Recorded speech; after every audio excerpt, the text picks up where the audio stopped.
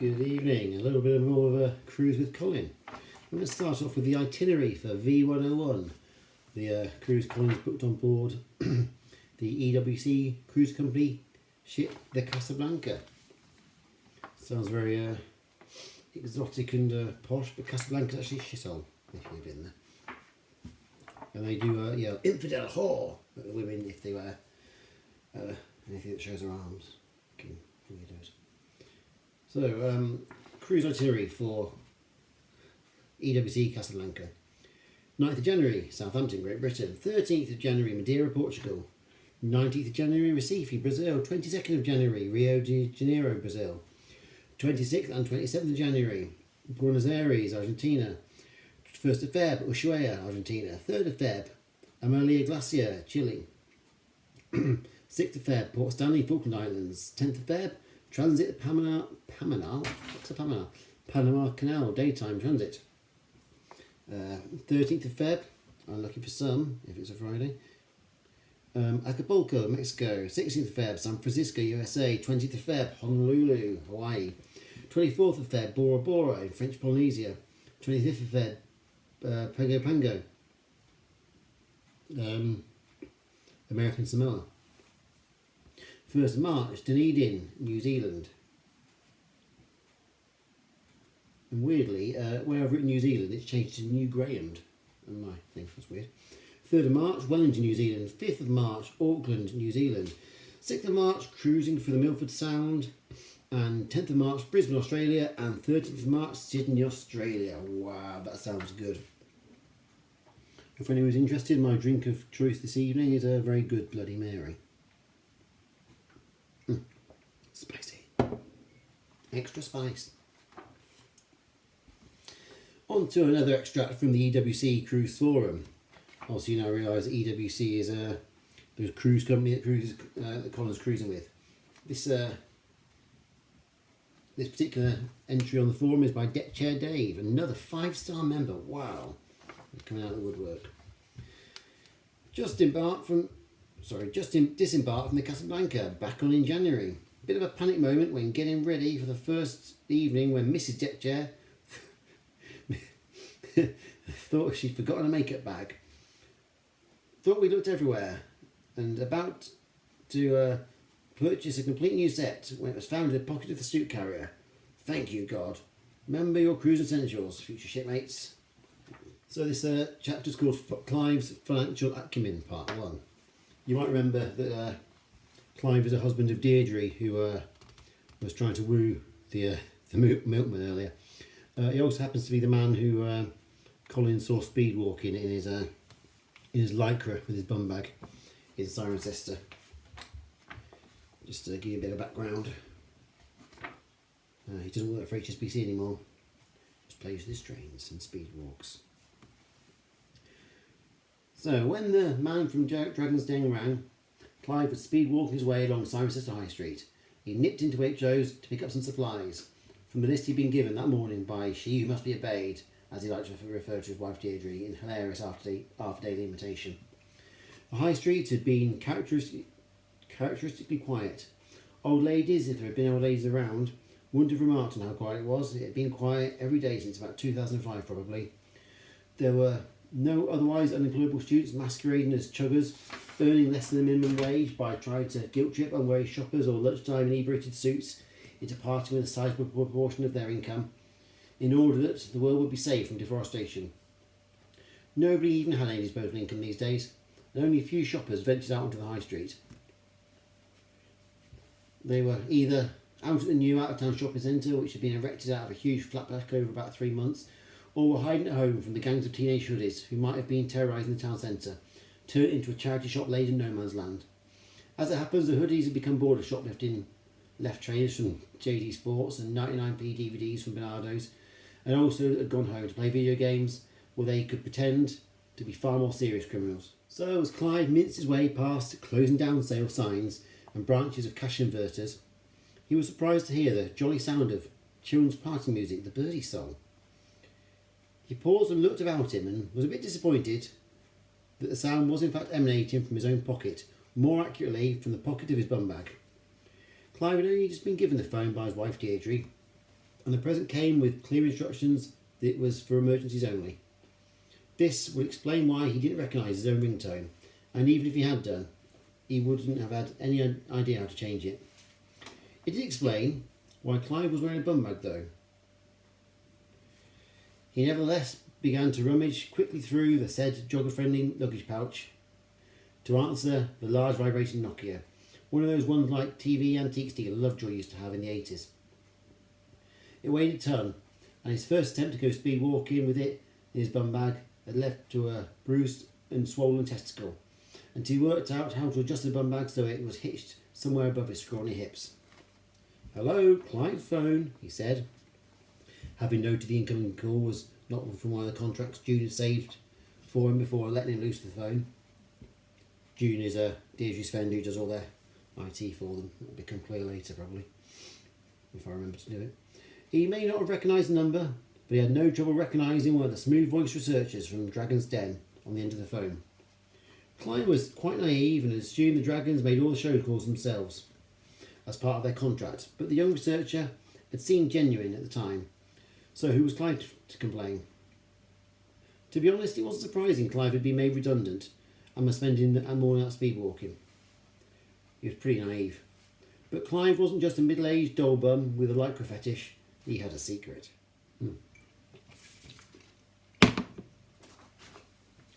Clive's secrets, yeah. He spent over 3 decades working his way through the middle management echelons of HSBC before the redundancy act had inevitably fallen on his wrinkly neck. It was a dog-eat-dog world, and Clive was a pedigree chum-flavoured arthritic chihuahua, already sandwiched between 2 slices of Hovis. He was a goner. Clive had saved carefully over the years, though, and the payout had been enough to keep things afloat, but the shame and lack of purpose had broken him. He'd gone for a few other jobs, but to no avail, so he'd retreated to the spare bedroom, where he'd first emptied out the furniture, then repainted it in Great Western Railway green from a stock of painted found in the garage, for when Clive and Deirdre first bought the house in the 60s. This radical redecoration preceded Clive fetching the hooks Dickie used for pulling down the loft ladders each Christmas to get at the wicker hamper for decorations. Sorry, I'm laughing because I know where this goes now. It's silly.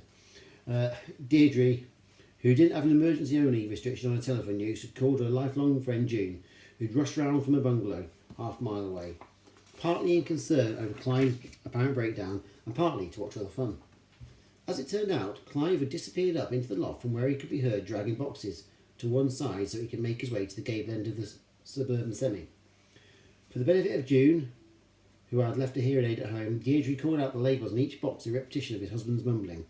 Baby clothes, photos, mum's old photos, Christmas decks, toys and games, kitchen essentials. It was like the Generation game, but with shitter prizes. Aha! Echoed the triumphant call from the attic. I knew I hadn't thrown these little beauties away. The sounds of festive hunting continues. Drag, drag, puff, puff, drag. Aha! Drag, drag, out, bugger. No, not that one. Drag, drag. That was Clive moving boxes around. The now quite dusty soles of Clive's Marks and Spencer slippers emerged at the loft hatch. The camping lamp he was using for illumination caused them to create enormous shadows on the landing either side of June's head, making her, in her red and white spotted blouse, look like a very overweight Minnie Mouse. Clive backed slowly down the ladder, dragging an excessively taped up box down after him. He deposited the box, which Deirdre noted with dismay was also thickly covered in ancient spiders' webs, in the newly decorated spare room, and then disappeared back up the ladder. This lengthy procedure was repeated about half a dozen times, made more lengthy by the gradually decreasing speed with which Clive was able to ascend and descend the ladder. Finally, the camping light was extinguished. The ladder was thrust upwards into its gloomy home, and again, with the aid of the specially adapted stick, the loft hatch was closed and locked, until it was once more required to erect the plastic Christmas tree in the lounge and hang tinsel wreath on the front door. Deirdre and June followed Clive into the spare room, where he knelt and used the small penknife on his keys to open the first of the boxes. The female onlookers held their breath as he reached inside and murmured, "Ooh, as magnificent as ever. It's been too long. My little lady. She who must be obeyed, and her sidekick leaned forward to look over Clive's gently reflecting form. Over each shoulder they saw it, the sight which had stirred Clive to sound more passionate than he had in years. The steam engine. It's not just a steam engine, Clive protested weakly.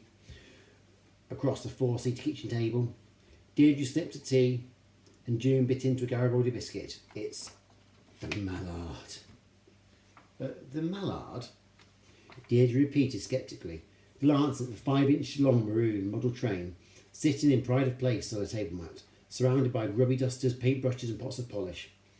No, Clive said, his manner patient as though he addressed the slow people. Not just the mallard. You need to pause for effect, like the mallard. Clive, it's a toy train, said June. It's not just a toy, said Clive, getting a bit annoyed. I've owned her since I was a boy. Isn't she a beauty? There was a distant look in Clive's eyes, almost bewitched, Deirdre thought. She turned to June and sighed in resignation. Well, at least he seemed happy. I'll make some more tea. And so, with these discoveries in the lost, it came to pass that Clive had stopped buying the Guardian for its job section and instead bought a subscription to The Railway magazine. He gave up driving, claiming poor eyesight, and started speed walking. On the first Monday of every month, Clive would plaster himself in Vaseline and pull on an array of mismatched lycra, which he bought on eBay in between auctions for model railway paraphernalia. He'd strap on his carefully adjusted bum bag, and in defiance of the raucous cheers and barracking from local children, minced determinedly into Cirencester town centre to collect his publication of choice. There was something filthy and kind of under the counter about such wanton self-gratification, Clive felt. A release of the innocent boy's urges he'd harboured for so long but kept hidden in the depths of his soul at the back of his loft. In the depths of his soul and at the back of his loft. In between his increasingly frequent speed walking jaunts, which also took in the sights of model railway enthusiast rallies and tabletop sales, Clive would be locked in the confines of his anorex lair, a conductor's hat adorning his balding head. Deirdre just didn't know what to think. Was this giving up on life or some sort of weird rebirth? Maybe it was some kind of impotence-causing chemical in the rail grease, or maybe it was the tightness of the lycra, but either way, their sex life, never particularly flamboyant, was now non-existent. As Clive became more obsessed with being overlord of his track-encircled Lilliput, Deirdre found solace in making smoothies and rice pudding. She began to buy more and more milk. Oh dear, I know where this is going. But in a secret location just outside Gotham, Clive's back computer whirred. The fact was that while Deirdre thought he'd been sitting upstairs polishing his signal box, Clive had been hatching a master plan. During the mornings, while Deirdre was either at some kind of coffee morning or other, usually in company with a childhood friend June, Clive liked to catch up on a bit of television before Deirdre's apparently endless cycle of Acumen, production of dairy milk victuals, and listening to the Archers interrupted his routine. Back-to-back episode of Monty Don's Italian Gardens and Working Lunch, back in the good old days before Adrian Charles made it big, had left Clive to make the uncharacteristically astute socio-economic observations that in these times of national financial belt tightening, people were increasingly retreating to their gardens during the leisure time. All he had to do was patent an invention which could exploit this market. This was going to be tricky, Clive knew. He toyed with the idea of a dog mess incinerator, considered the virtues of a sprinkler with a motion sensor so that children couldn't run through it, and then walk wet footprints into the house. He made inquiries about whether there was a niche in the market for a kind of mini hay baling lawnmower. His muse was his model railway. Frankly, after about the first 50 knockbacks, Clive was close to smashing his train set and just jacking the whole thing in. And we'll see how he gets on in a later chapter. Good.